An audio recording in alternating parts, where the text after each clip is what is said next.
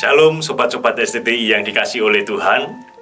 Kita tetap semangat dan tetap bersyukur karena diberikan kesempatan pada pagi hari ini. Kita akan mendengarkan renungan firman Tuhan. Sebelum itu mari kita berdoa.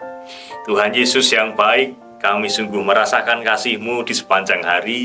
Terlebih hari ini jika kami diberikan kesempatan untuk kembali lagi mendengarkan kebenaran firman-Mu. Berkati hamba-Mu yang akan menyampaikan urapi Tuhan, hamba-Mu yang terbatas dan lemah ini, tapi kami percaya kuasa Tuhan tidak terbatas, sehingga kebenaran firman-Mu boleh disebarluaskan dan dapat menerangi setiap hidup kami. Di dalam nama Tuhan Yesus, haleluya, amin. Puji nama Tuhan, sobat-sobat STTI, bagaimana kabarnya? Puji Tuhan, kita semua senantiasa di dalam pegangan tangan Tuhan. Amin. Nah, saudara yang dikasihi oleh Tuhan, kita akan merenungkan kebenaran firman Tuhan di dalam kitab Keluaran. Tentunya Keluaran pasal yang 1, ayat 15 sampai yang ke-17. Saya akan membacakannya.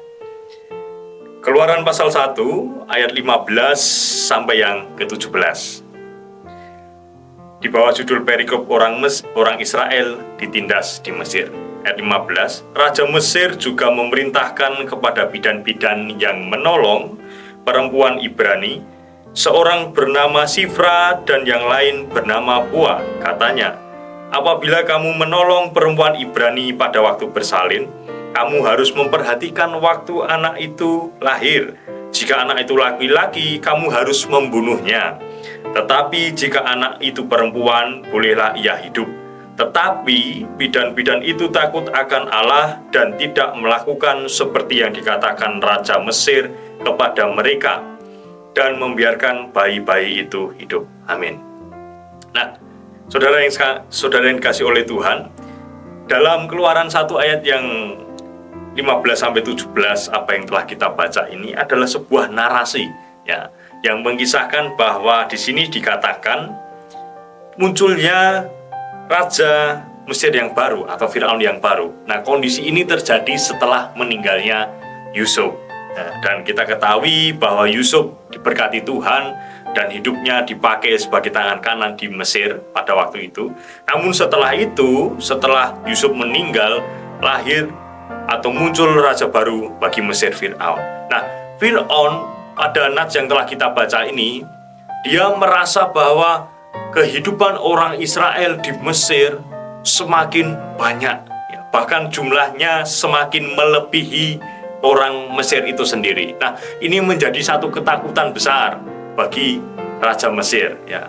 Jangan-jangan orang Israel nanti semakin banyak, malah justru semakin menekan kita, menyerang kita. Nah, itu yang menjadi ketakutan Raja Mesir. Oleh karena itu, ada tindakan yang dilakukan oleh Raja Firaun. Raja Firaun memerintahkan kepada bidan-bidan yang dikatakan di sini adalah Sifra dan Pua, supaya ketika ia menolong perempuan Ibrani bersalin dan anaknya didapati laki-laki, maka ia harus dibunuh. Mengapa demikian? Karena Raja Mesir takut jika anak laki-laki yang lahir dan bertumbuh besar, ia dapat memimpin bangsanya Israel untuk menentang atau menentang bangsa Mesir karena mereka hidup di tanah Mesir. Nah, ini sebenarnya awal perbudakan, saudara-saudara. Tetapi ketika sedang diperhadapkan dengan instruksi yang seolah-olah berat bagi bidan-bidan Mesir ini, ia mengatakan bidan-bidan itu takut akan Allah dan tidak berbuat demikian. Nah, ini adalah satu prinsip penting yang dipegang oleh bidan-bidan. Terkadang dalam kehidupan kita seringkali diperhadapkan dengan instruksi-instruksi yang seolah-olah kita harus melakukan ini, kita harus melakukan ini, padahal instruksi itu belum tentu benar jika disandingkan dengan iman Kristen. Terkadang supaya kita menggapai satu tujuan tapi dengan cara yang salah, terkadang kita menghadapi hal tersebut. Nah, bagaimana respon kita? Di sini kita belajar dari para bidan ya, mereka diperhadapkan dengan satu instruksi, bunuhlah bayi orang Israel jika dia laki-laki, ya.